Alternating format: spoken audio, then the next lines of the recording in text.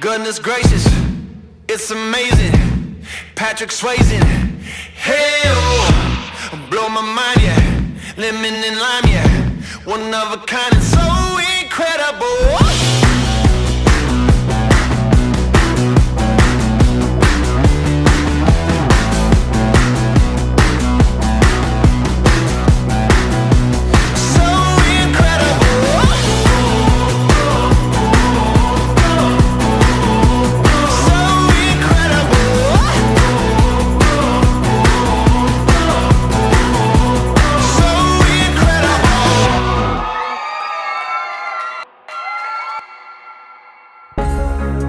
Nakilala ko si Darlene through our common friends.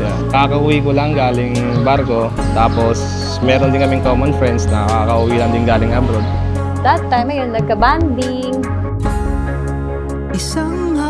Yung unang meet-up namin, nasundan yun ng another meet-up ulit with friends. Nung pinakilala sa akin, medyo na-miss din ako. Sabi ko, okay ah.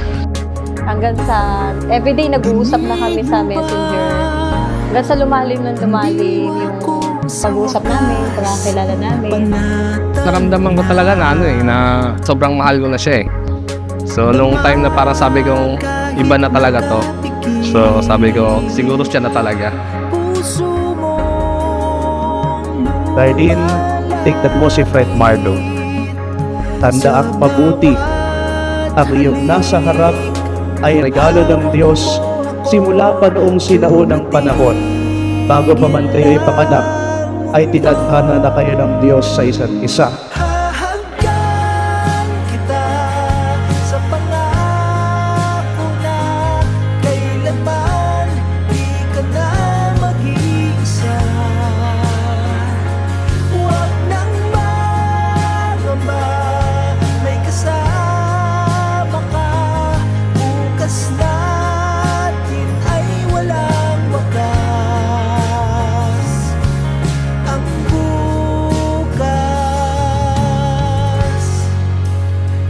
Hi babe! Finally, dumating na yung araw na matagal nating hinihintay. Ito yung palagi mong bukang bibig kahit nung bago pa lang tayo, diba? Palagi mo kinukwento na nai-imagine mo ako na naglalakad sa altar papunta sa'yo habang tumutugtog yung kanta na gusto. Ito na yun! Doon pa lang nakita ko na sa mga mata mo kung gaano ka kaseryoso. Thank you, babe, for helping me build my dreams again.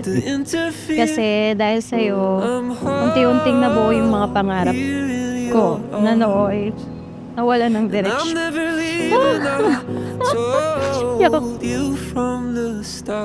Hello babe. Thank you kasi dumating ka sa buhay ko. Talang araw na iniisip ko na sana ikaw na yung babaeng iharap ko sa dambana. And now, finally, this is it. Ano siya, hindi niya ko hayaan na magalit lang talaga.